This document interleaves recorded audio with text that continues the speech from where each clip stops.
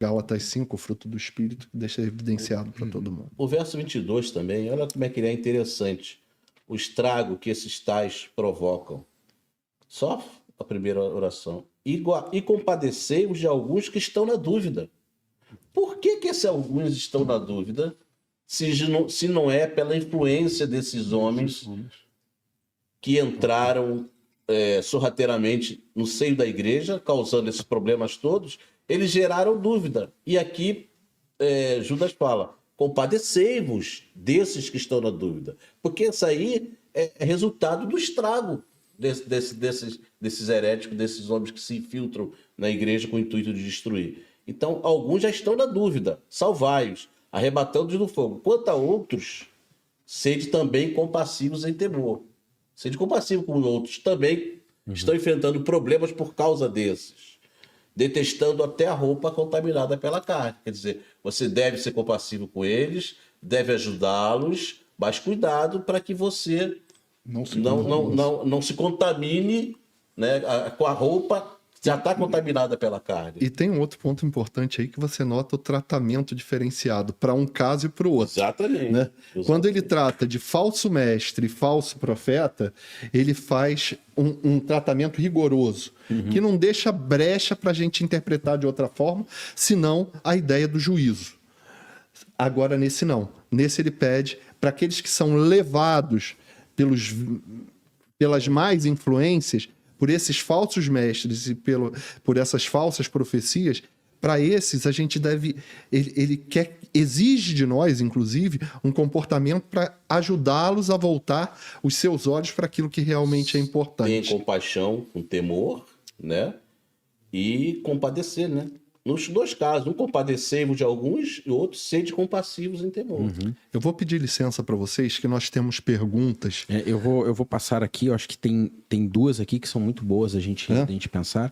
Antes de entrar na doxologia final aqui, né, o encerramento da carta de Judas, o pessoal do trabalho em Portugal perguntou assim: qual a opinião de vocês sobre a queda de alguns líderes e ministérios no Brasil hoje? Tem a ver com a carta de Judas, né? Quero saber se tem aqui alguma relação de problemas que devem estar ocorrendo na igreja brasileira, numa relação com isso que Judas nos aponta aqui.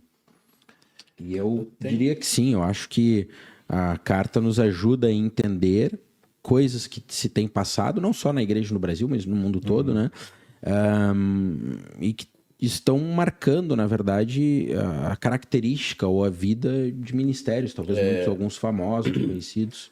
É interessante, né?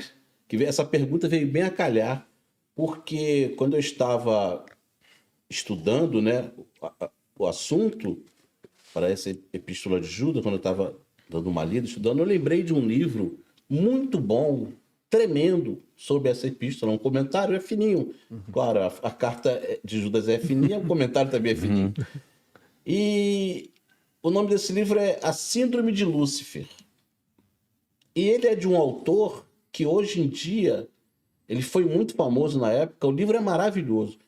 E, por incrível que pareça, ele caiu, né, nessa questão do liberalismo, uma série de problemas que ele teve na vida, e aconteceu com ele exatamente o que ele dizia no livro. A síndrome de Lúcifer, que ele fala, essas características todas aqui, ele enquadra como sendo síndrome de Lúcifer, que pode acontecer com as pessoas dentro da igreja, foi exatamente o que aconteceu com ele. O autor do livro... Okay. Depois caiu naqueles mesmos... O mesmo problema que ele denunciou no comentário, que é muito bom. E essa pergunta que eles trouxeram, eu acho que não é que tem a ver com a carta de Judas, mas eu acho que Judas, ele alerta, como a gente já falou... Ele alerta aquilo que ele abre os olhos da igreja para que a igreja possa perceber realmente quem é o líder dela, quem é o cabeça da igreja, né? A quem você deve seguir dentro da igreja, a homens ou a Cristo? Não, e eu vejo assim, que isso que... A gente vê assim, de repente, poxa, por que ele caiu? Fulano caiu, ele era tão... Mas é aquilo que o Judas fala aqui. São aquelas espumas que voltam com com situações que ele foi vivendo ao longo da vida e nós não víamos, ninguém via, talvez ele sabia que estava vivendo, só que essa onda traz esse lixo todo para que todos vejam. Exato, exatamente. E eu acho que tem um outro aspecto aqui que é também o comportamento desses homens que tornam a graça de Deus libertina, menosprezam, desprezam o evangelho, a sua essência, as suas verdades e usam da mensagem do evangelho para atender os seus próprios interesses.